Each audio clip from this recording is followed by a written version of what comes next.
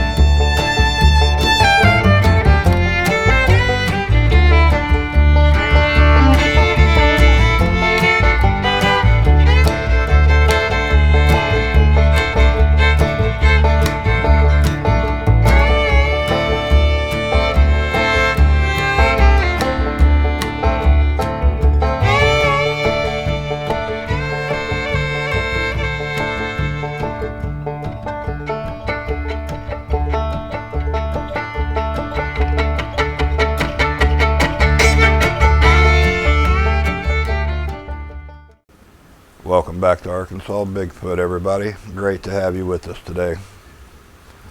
Well, Rachel has been hard at it lately with the produce from the garden and preserving things and dehydrating and getting things put up for winter.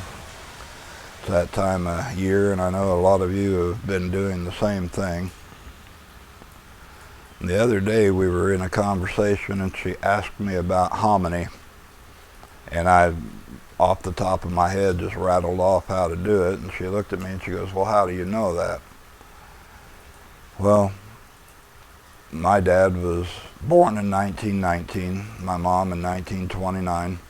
All of her people and his people were born in the 1800s. Their people taught it to them and they taught it to me, and it's just the way I grew up. I know there's a lot of fascination and a lot of people that are shifting over to the homesteading. Some of them call it preppers, some of them survivalists, whatever name you want to label onto it. To me, it's just the way I grew up. It's what I learned from them, what they learned from their people, and so on. So I thought today I would walk you through the simple steps of how to make homemade hominy with just some basic stuff.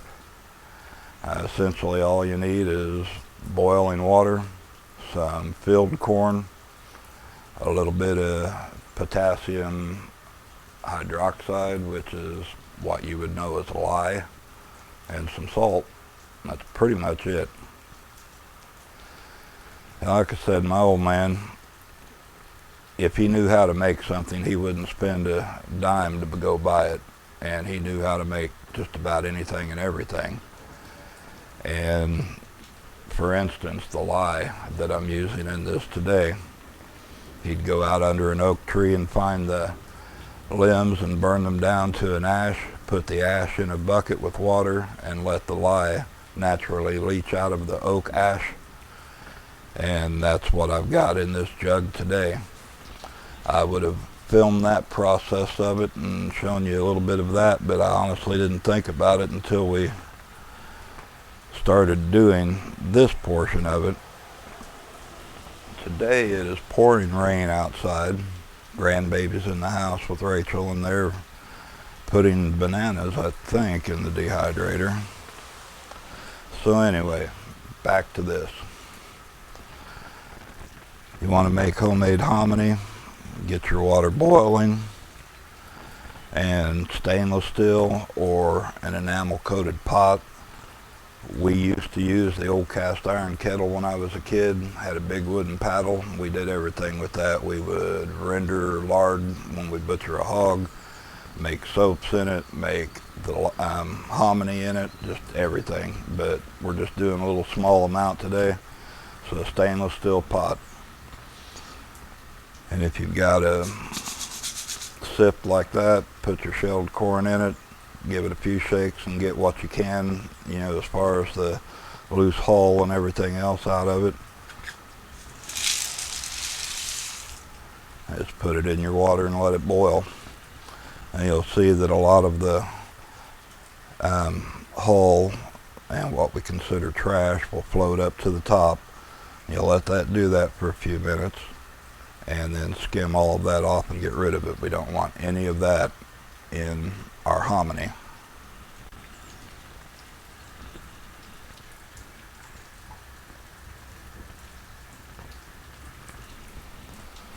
But you just take all of that off of there, discard it.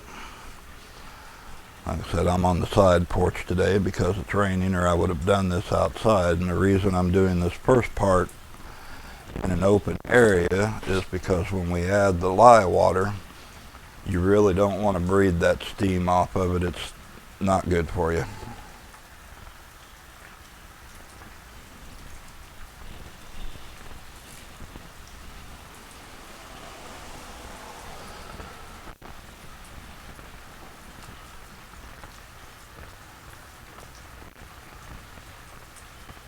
Stir that up, and anything that floats up to the top, you'll want to discard it.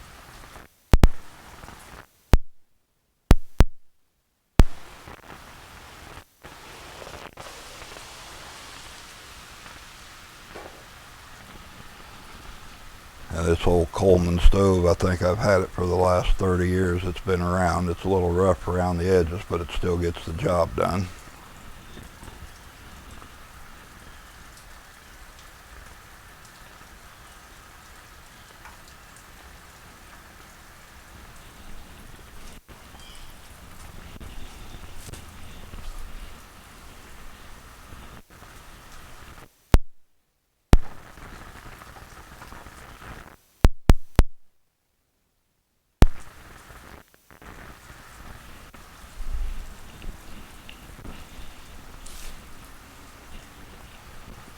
So once you've taken all your floaters off of there, you just let it boil about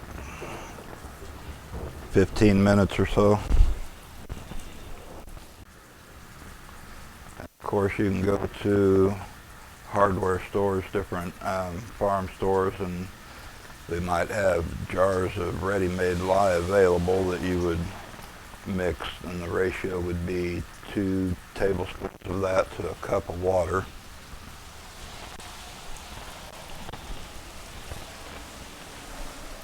And if you're making your lye from scratch, you put the ashes in a tin box or some kind of waterproof container, let it stand for several days with water in it, and then pour that water off through a filter.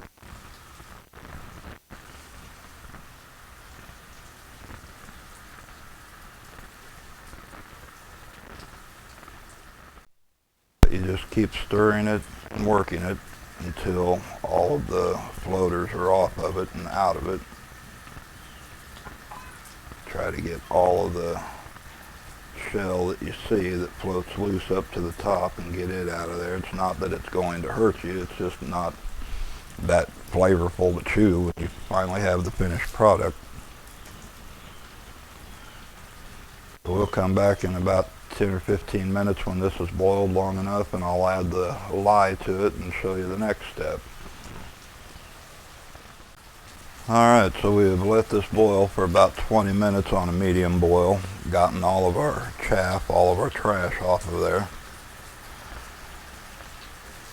Like I said, you'll want to wear some rubber gloves or dishwashing gloves, something like that, in case the lye were to splatter out onto you. You don't want that.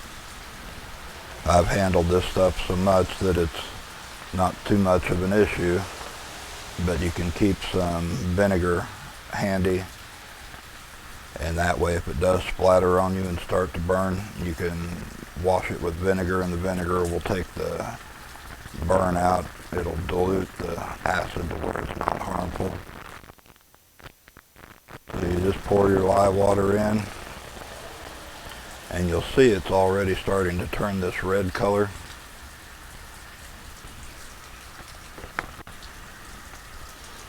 And you'll want to bring that up to a boil again and kind of keep stirring it. And when it's just about right, the shelled corn will loosen up and swell. The water will get thick, almost like a syrup, and turn a reddish brown color.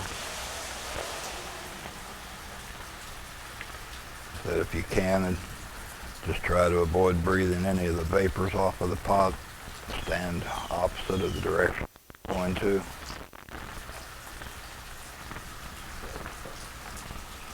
So I'm going to stand back behind the camera for a minute, and we'll bring that back up to a boil.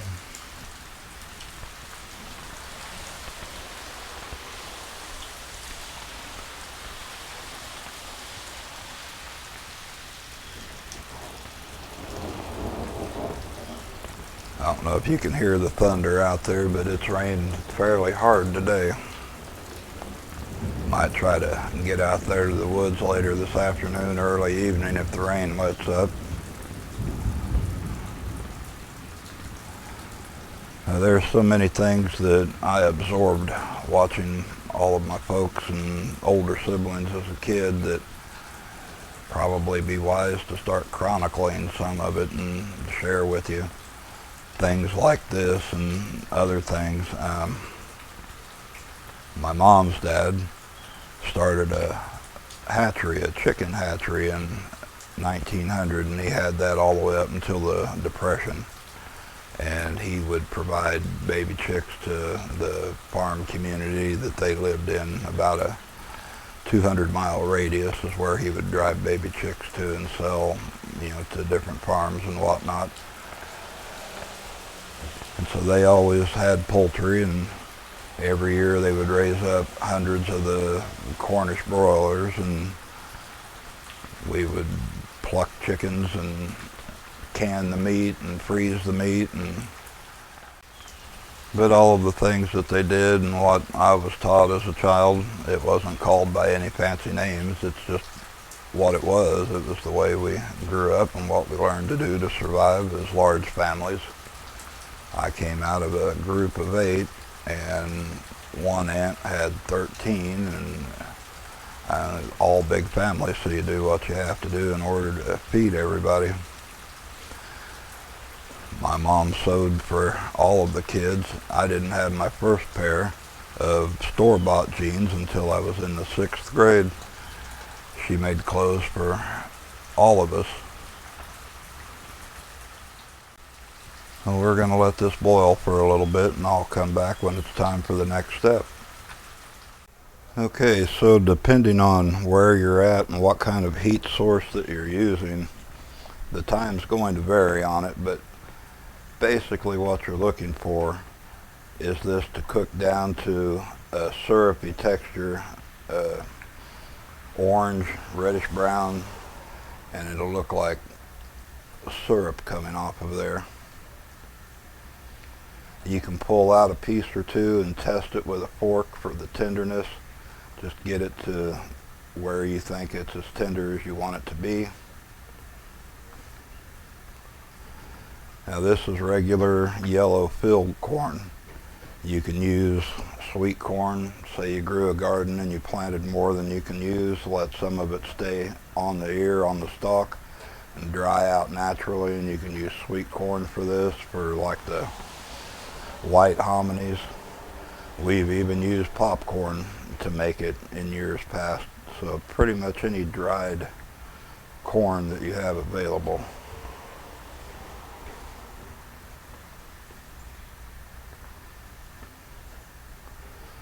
I just keep working it and stirring it. Like I said, check for tenderness every once in a while once it gets to this point, and when it's as soft as you like it. The next step will be to take this off of the heat, drain off all of that syrupy goo, and then we rinse 4 times with clean water.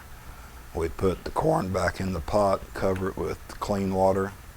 We'll bring it to a boil for about 10 minutes, pour that off, and do that 3 more times after that.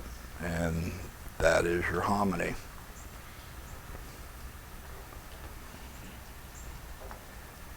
I wish there was a way that I could get this smell to come through the video so you could enjoy it, but it absolutely smells awesome.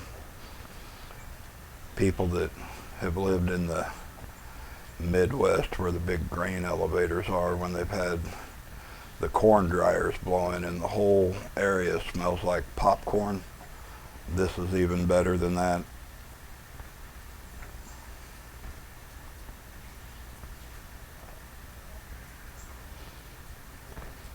So I think we're just pretty much there.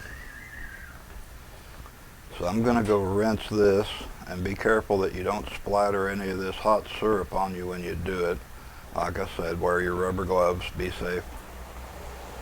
And we'll be back in just a few minutes when I get the fresh water on it and we start the rinse. Okay, so I've drained that and I've put the fresh water on it, and as you can see, it's still that orange brown color.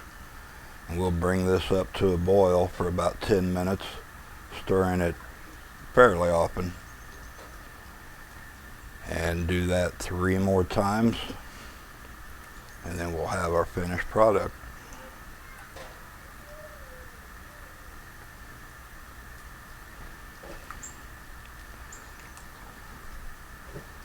I am not going to bore you with all of these rinsing steps. It's pretty straightforward. And we will come back at the end when I have this ready to go. Alright, well, we have made it down to our last and final rinse, and on this one, just barely cover your hominy with water.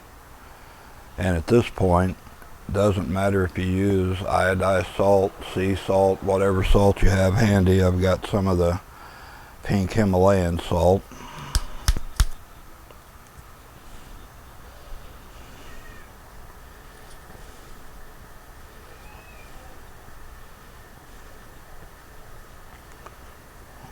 I'm going to put about that much on there.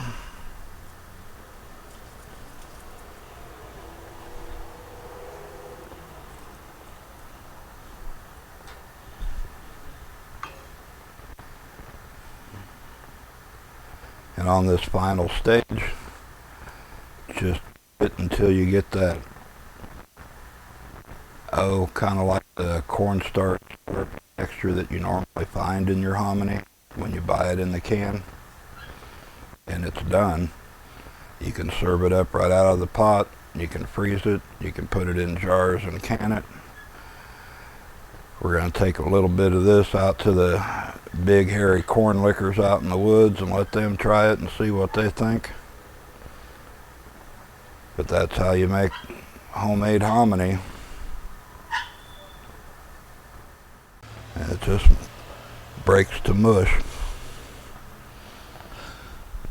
I hope you guys enjoyed watching, learning a little bit of something today. If you find any value or benefit in some of the things that we talk about, greatly appreciate it if you donate to buymeacoffee.com, Arkansas Bigfoot. You guys have a great day, and we'll catch you next time down the road. Thanks.